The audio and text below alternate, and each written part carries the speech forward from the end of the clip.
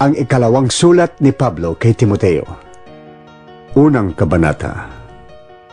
Mula kay Pablo na niloob ng Diyos na maging apostol ni Kristo Jesus upang mangaral tungkol sa buhay na ipinangakong makakamtan natin sa pamamagitan ng pakikipag-isa kay Kristo Jesus. Kay Timoteo na minamahal kong anak, sumayo nawa ang pagpapala, habag at kapayapaang mula sa Diyos Ama at kay Kristo Jesus na ating Panginoon.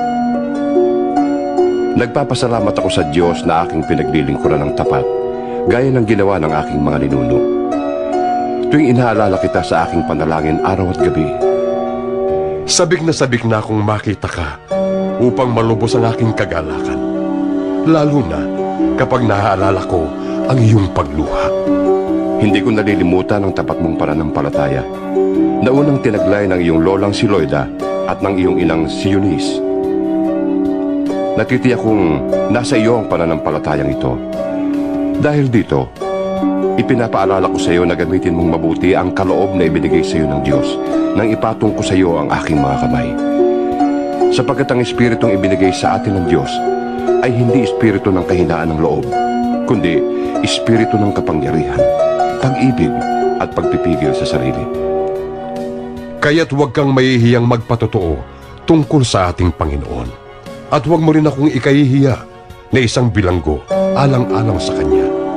Sa halip, makihati ka sa pagtitiis para sa magandang balita. Umasa ka sa kapangyarihan ng Diyos na nagligtas at tumawag sa atin upang tayo'y maging bayan niya. Ginawa niya ito hindi dahil sa anumang nagawa natin, kundi ayon sa Kanyang layunin at kagandahang loob. Ito'y ibinigay na niya sa atin sa pasimula pa, sa pamamagitan ni Kristo Jesus. Ngunit ito'y nahayag na ngayon, nang dumating si Kristo Jesus na ating tagapagligtas. Winakasan niya ang kapangyarihan ng kamatayan at inihayag ang buhay na walang hanggan sa pamamagitan ng magandang balita. Dahil sa magandang balitang ito, ako'y ginawang tagapagbalita, apostol at guro. At iyan ang dahilan kaya ako nagdurusa ng ganito. Ngunit, hindi ako nahihiya, sapagkat lubos kong nakikilala ang aking pinapanaligan at natitiyak kong maiingatan niya hanggang sa wakas ang ipinagkatiwala ko sa Kanya.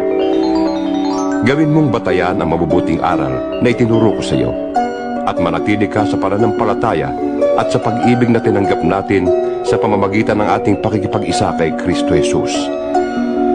Sa tulong ng Espiritu Santo na nasa atin, ingatan mo ang lahat ng ipinagkatiwala sa iyo. Alam mong ako'y iniwan ng lahat ng kapatid natin sa Asya, pati na nina Figelo at Hermogenes. Pagpalain nawa ng Diyos ang sambahayan ni Onesiforo.